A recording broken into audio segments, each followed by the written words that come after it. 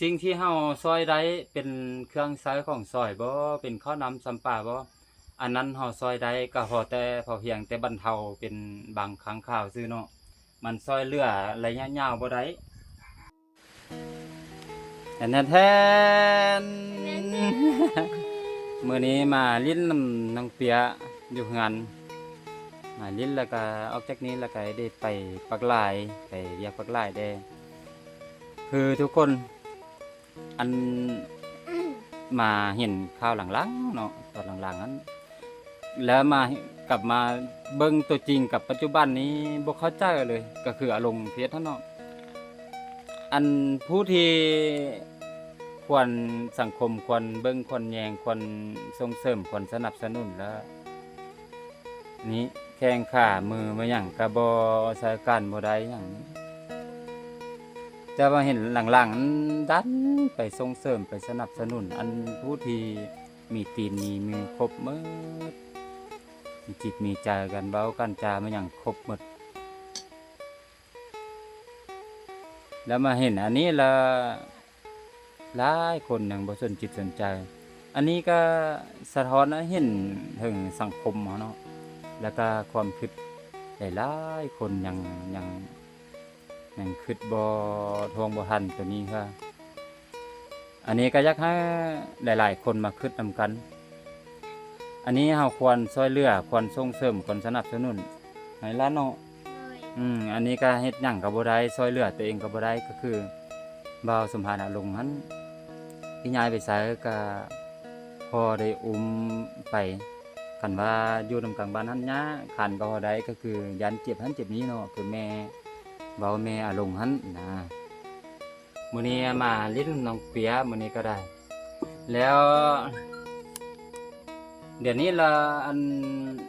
น้องเรามีซ่องละเด้อทุกคนซ่องก็คือเดี๋ยวว่าสัมภาษณ์อารมณ์ฮะอันนี้ฝากไปติดตามซ่องน้องเด้อเพราะว่าอย่างเพราะว่าอนาคตนี้จะได้เงินนำซ่องตัวนี้ได้เงินมาจุนเจือครอบครัวคันถ้าว่าซ่องตัวนี้มีคนเบิ่งมีคนติดตามน้องก็จะได้เงินจากซ่องตัวนี้อันนี้ซ่องนี้คือมาเบิ่งนำพอมาเช็คนำกันแล้วซื้อแล้วมันยังเปลี่ยนบ่ได้เพราะว่าเขาจะหาเปลี่ยนบางบ่หึงมานี้ที่จริงเปลี่ยนซื้อซ่องมันต้องมีกำหนด30วัน60วันจังซี่นะแล้วรอหาฮอดอันครบกำหนดจังค่อยเปลี่ยนได้แล้วมาเปลี่ยนใส่ซ่องน้องเปียคนพิการบ้านหน้ามาเนาะตามอันพ่อเว้าอย่างเงี้ยเด้อฝากไปเบิ่งไปติดตามไปรับชมน้องเด้อมีทางเดียวนี้ที่ว่าอีซอยทางครอบครัวน้องให้มีเงินมีคำมาจุนเจือครอบครัวมีเงินมีคำมาซื้อหันซื้อนี้เลี้ยงกันอยู่ภายในครอบครัวนะมีแต่2ทางเดียวในเด้อทุกคนแล้วก็ฝากทุกคนไปติดตามไปเบิ่งไปรับชมได้เลยแต่นี้ต่อไปสิ่งที่เฮาซอยได้เป็นเครื่องใช้ของซอยบ่เป็นข้าวนำสำปาบ่อันนั้นเฮาซอยได้ก็พอแต่พอเพียงแต่บรรเทาเป็นบางครั้งคราวซื่อเนาะมันซอยเหลือระยะยาวบ่ได้แต่ว่าอันนี้ซ่องนี้คือคันถ้าเฮาได้เงินจากซ่องแล้วมีคนเบิ่งมีคนติดตามแล้วมันจะได้ไปเรื่อยๆได้ไปตลอดอันนี้มันจะได้เงินมาใช้มาหมุนให้ในครอบครัวของเพิ่นนี่นะมีแต่เท่านี้ซอยได้สุดก็มีแต่เท่านี้ส่วนข้าวของเครื่องใช้ซื้อมาให้บุเดียวมันก็หมดผู้นั้นมาซอยบุเดียวก็หมดผู้นี้มาซอยบุเดียวมันก็หมดแต่ว่าตัวนี้มันจะเป็นรายได้เข้าปกติคันว่าฮอดเดือนมายอดเงินถึงเกณฑ์ฮอดเดือนมาบริษัทเขาไปแจ้งเงินเข้าสิเขาก็ไปห่อนมาซะมาจ่ายครอบครัวได้อันนี้ก็ย้อนว่าเป็นห่วงนำน้องเปียแล้วก็นำทางพ่อทางแม่ก็เบิ่ง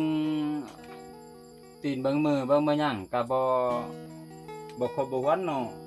เฮ็ดหยังก็ยากก็เป็นห่วงหลายคนทางน้องแด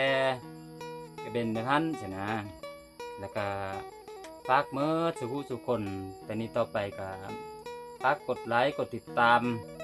คอมเมนต์เพื่อ มาเป็นกำลังใจให้ทางครอบครัวเพิ่นเนี่ยเด้อ1คน1ไลค์1คอมเมนต์1แชร์เท่ากับ1การทำบุญทำกุศลเฮาแล้วได้บุญได้กุศลเฮาไปขนาดโตถึงว่าเฮาอีช่วยหยังบ่ได้อยู่ห่างกวางทางไกลหรือว่าอยู่ต่างประเทศเฮาช่วยบ่ได้เพียงแต่มากดไลค์กดแชร์กดติดตามเฮาน้องก็เป็นเงินเป็นคำเป็นเงินมาจุนเจือครอบครัวน้องแล้วเด้อทุกคนเด้อจะมีแต่เท่านั้นแต่นี้ต่อไปก็ติดตามช่องนี้ได้เลยช่องมานี่น้องเปียคนพิการบ้านนามานี่อันนี้นะเด้อฝากแต่เป็นห่วง